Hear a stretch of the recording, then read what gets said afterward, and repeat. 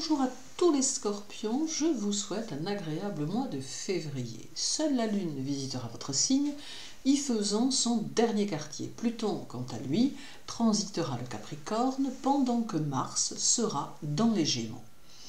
Pluton occupera le signe du Capricorne durant tout le mois de février. Cela laisse sous-entendre que tout ce que vous avez programmé devrait pouvoir se concrétiser, même s'il devait y avoir quelques réajustements encore à apporter. Pluton reste dans la dynamique d'une nouvelle évolution et il vous faudra mettre à profit le temps qui passe pour consolider les bases de vos objectifs futurs et organiser votre devenir. Avoir Pluton en Capricorne peut représenter pour vous, Scorpion, une chance car il va vous aider à tout replanifier et à mettre le doigt sur ce qui doit être changé. En agissant ainsi, il vous évitera, en arrivant au terme de vos objectifs, de vous apercevoir qu'au final, cela ne fonctionne pas. En vous aidant à anticiper au fur et à mesure, il vous favorisera les choses puisqu'il vous aidera à vous réadapter ou à réadapter ce qui doit l'être. Une condition toutefois à cela, celle d'avoir l'esprit ouvert au changement et de ne pas se fermer aux conseils, recommandations et toute autre chose extérieure. Le 4, Pluton sera opposé à la Lune et cela sera en quelque sorte la suite logique de janvier qui mettait déjà en avant des changements intérieurs que vous allez subir et qui donneront une nouvelle coloration à votre personnalité. Mais pour pouvoir accéder à ce changement, il faut y être prêt ou prête. Il faut accepter que vous traversez une phase de remise en question qui se prolonge sur plusieurs mois et qui vous appelle à devenir une autre personne, plus reliée aux choses que vous ne l'étiez auparavant. Les scorpions qui se sentiront prêts à vivre cela passeront le cap plutôt facilement parce qu'ils accepteront cet état de transition qui fera de vous une personnalité nouvelle et différente. Quant aux scorpions qui se montreront réfractaires, le changement aura tout de même lieu, mais il sera peut-être plus compliqué car les énergies vous bousculeront et vous feront vivre quelques situations inconfortables, ainsi que des retards ou des ralentissements dans tout ce que vous mettrez en place ou tout ce que vous attendrez ou vivrez. Le 10, Pluton sera conjoint à Mercure et cela va accentuer votre perspicacité et vous aider à voir clair en les êtres. Ici, nous avons aussi deux tendances qui se dessineront et qui conduiront certains scorpions à utiliser cette réceptivité à bon escient, leur permettant d'être à l'écoute des situations et par le fait de prendre les décisions nécessaires aux circonstances qu'ils vivront en toute lucidité et avec suffisamment de recul.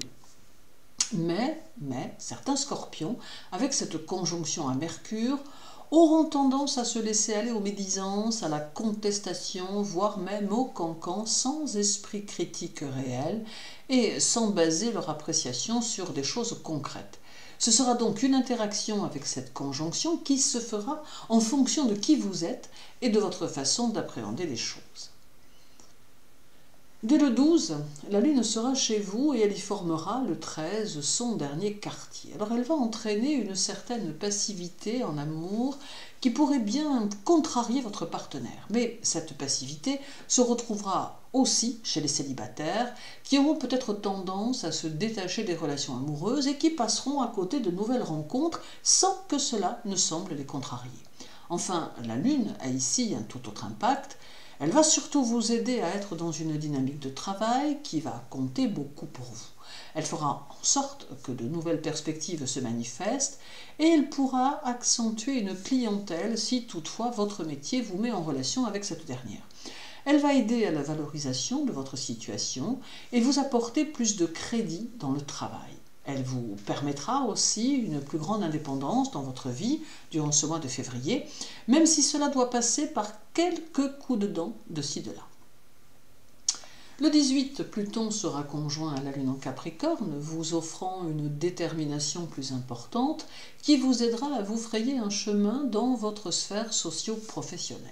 Vos émotions auront une grande importance puisqu'elles véhiculeront votre mode de réaction aux situations, s'alliant à votre instinct puissant qui saura vous aider à la fois dans vos choix, mais aussi dans vos orientations.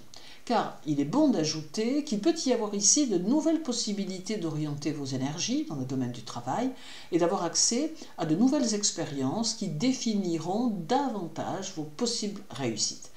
Il y a beaucoup d'orgueil dans cette conjonction, orgueil qui vous aidera à vous révolter contre ceux qui souhaiteront vous empêcher d'avancer, car il faut reconnaître que votre évolution pourrait à terme en déranger certains. En ce qui concerne Pluton, nous pouvons encore parler du 19 où il sera en sextile à Vénus. Alors cet aspect vous donne une attractivité qui aura un gros impact sur les autres. Vous inspirerez ceux qui vous entourent et on vous adorera ou l'on vous détestera, mais il n'y aura peut-être pas de demi-mesure tant votre personnalité sera puissante. Votre instinct sera dominant et il vous donnera la possibilité de renaître à chaque difficulté que vous rencontrerez en cours de mois. Vénus offre aussi ici un renouveau ou une transformation affective qui vous orientera vers de nouvelles perspectives. Alors parlons maintenant de Mars, votre second maître qui stationnera en Gémeaux durant tout le mois. Il apporte ici une note salée qui marquera vos échanges avec autrui. Vous ne vous laisserez pas faire, oserez revendiquer ce qui vous revient de droit et adopterez une attitude plutôt insoumise face à ceux qui pourraient chercher à vous déposséder de ce qui vous appartient. Mieux encore, vous chercherez à vous émanciper des pensées toutes construites que l'on pourrait chercher à vous faire prendre pour argent comptant. De votre côté, vous chercherez à initier de nouvelles choses afin de vous libérer de ce qui vous semble totalement illusoire. C'est donc une grande lucidité que Mars vous offre ici. Le 5, Mars en Gémeaux sera au carré de Vénus en Poisson, alors cela amène un instant de nébulosité dans vos projets affectifs, nébulosité que vous parviendrez à éliminer très vite, prenant alors les choses en main et les décisions qui s'imposent pour favoriser ce domaine. Néanmoins, ce carré ainsi placé porte à une sorte de dissociation qui pourra exister entre vos désirs et vos sentiments, d'où une phase un peu plus complexe qui peut semer un peu de trouble sur votre vie personnelle. C'est donc un mélange d'émotions douces et amères qui se manifesteront durant ce carré. Et terminons avec la conjonction du 28 entre Mars et la Lune qui se fera en Gémeaux. Il y aura ici une grande nervosité, ce qui généralement fait déjà partie de votre caractère, mais qui se verra ici plutôt accentuée.